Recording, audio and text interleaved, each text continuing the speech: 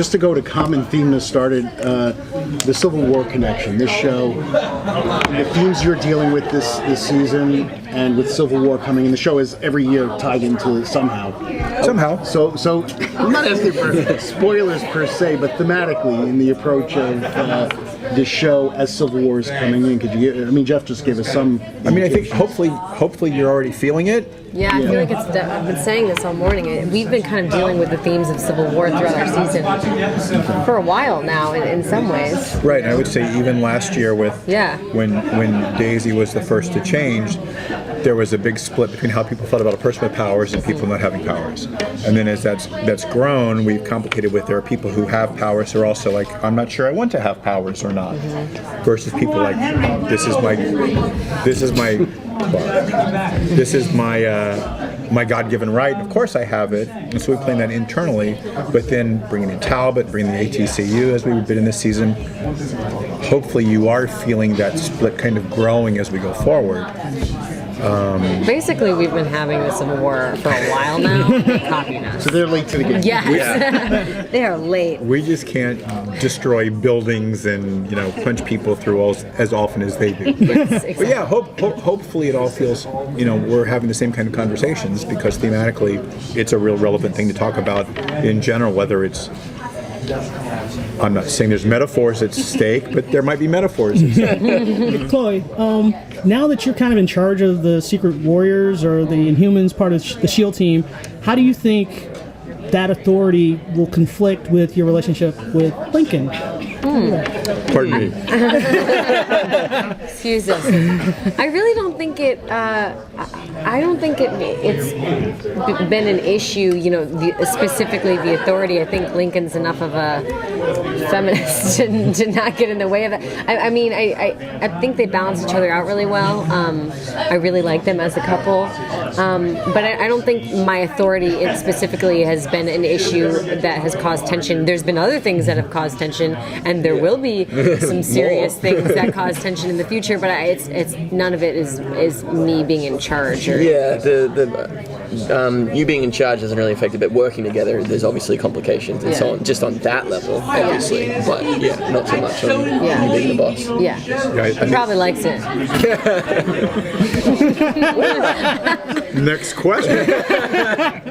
Jeff, can you talk about engineering sort of the exits of Bobby and Hunter without making it like a backdoor pilot necessarily, getting that great emotional capper?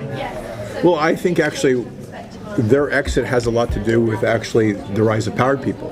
I think you felt their frustration, Hunter's in particular, at this isn't fair. We work so hard, we've trained so hard, and suddenly she can do that and it hurts. Or he goes, and I know that emotionally that was an aspect of that growing frustration.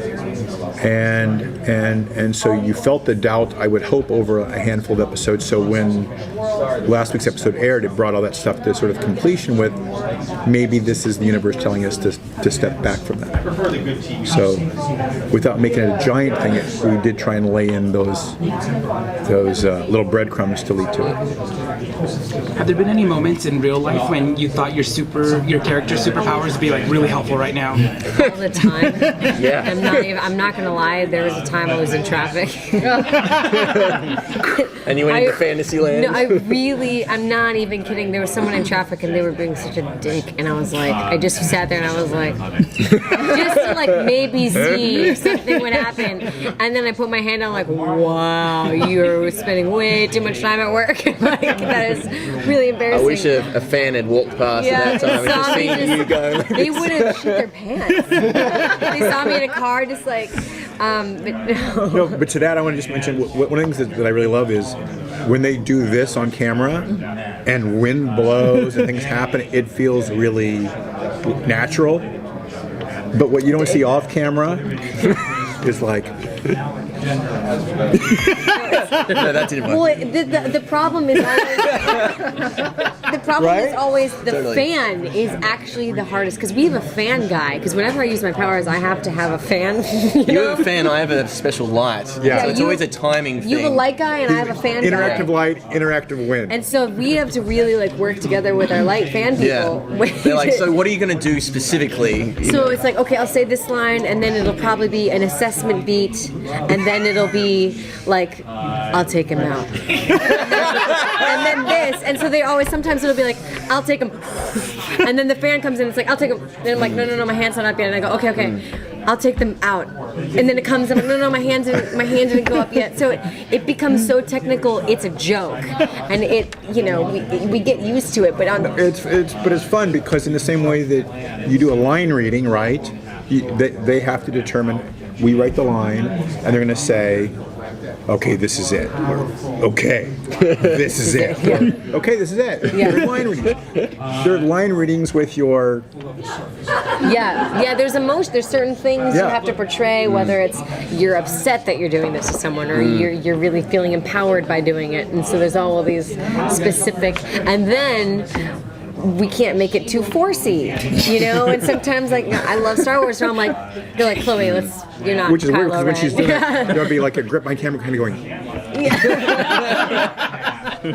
Which is, by the way, happened sometimes. People are like, they get a little too into it behind the scenes. Do you practice in the mirror, like those moves? Absolutely. I have. You have to. I have There's an to. aesthetic to it. You can't. In the same way a dancer comes out and has to.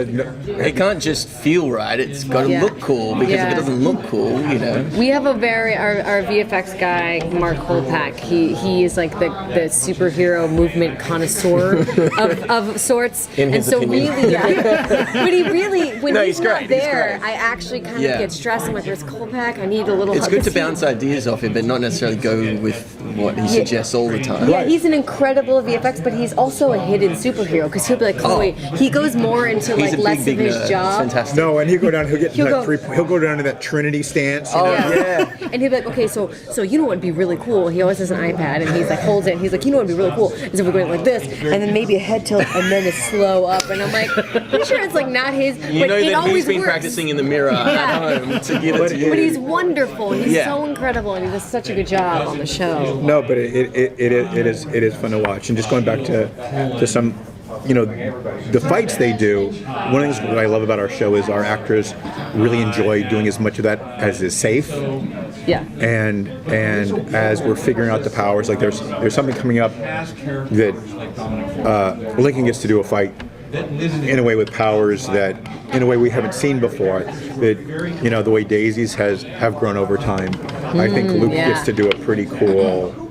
I don't want to say anything more than that, but it was like, oh, that's cool. I can't wait to see it. I haven't seen it. I did it, and the choreography was awesome. I don't know how well I did, but It's really cool. Doing it is always like mostly tape acting. I feel like that's what I do. No, it's a leap of faith. do you guys know what that means? Looking at a piece of tape on the map Because box? usually the eye line has to be very specific Really for, tight for to camera. powers and stunts and stuff. So lots of stuff is you're looking at a piece of tape and you're like I recently had to look at a piece of tape and I was just crying looking at it. I'm like, "Ugh," like talking to a piece of tape. Did you see that yet? No, but I was there when you broke out of your husk last season Right. at 400 frames a second, while there's nothing there, and Well, basically, yeah. So for the mid-season finale, season 2, the L'Oreal moment of like breaking Inhuman, Jeff Just said that if you don't he get wrote this that right, you're episode. fired, and so you got tears immediately. Yeah, basically. Well, he was like, okay, so we're gonna look at BJ, Trip, and he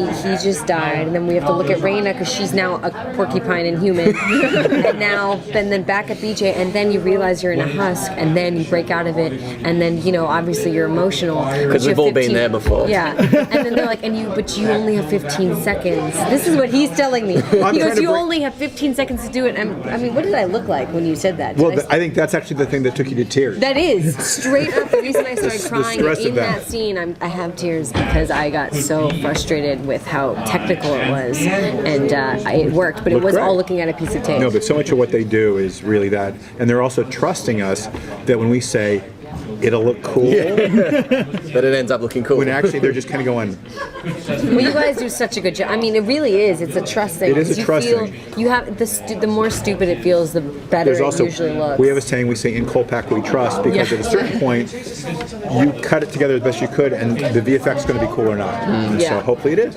Yeah. Is it time? Question, guys. You can do one more. A short one. Anybody? Right now, it seems that Daisy and Lincoln have replaced their roles in a way. They've switched their philosophies. You know, she started out being, a little bit nervous about this world. You were the veteran, and now you're not so sure if it's all that easy to be an Inhuman, and you really want to take. So Yeah. can you tease us about how that arc, the direction that arc might be heading in, or the complications it has for the relationship, or any kind of. Things get a little tricky here at the end of the season. Oh, hey, man. Hey, Jeff. Hey, what's up? Hey, guys. There's Jeff. You want to answer that? No, I get nervous. what I would say is that Ming-Na Wen, Yeah. she's not in the You room, look right? a lot like an actress on our show. Oh, I get that all the time. No, I'll just say that the thing we try and do, the writers try and do in the show, is we try and make it so that what the actors are doing from year to year, season to season, the arcs of the characters are always growing. And so the fact that they've swapped, and the fact that there's conflict between them, even though they like each other, is great. And what they're inferring is, I think it's going to get more interesting. I don't know if this fellow has anything to do with that, or this young lady has anything to do with it, but we're trying. Thank you all very much. Yes, thank you. Thanks, guys.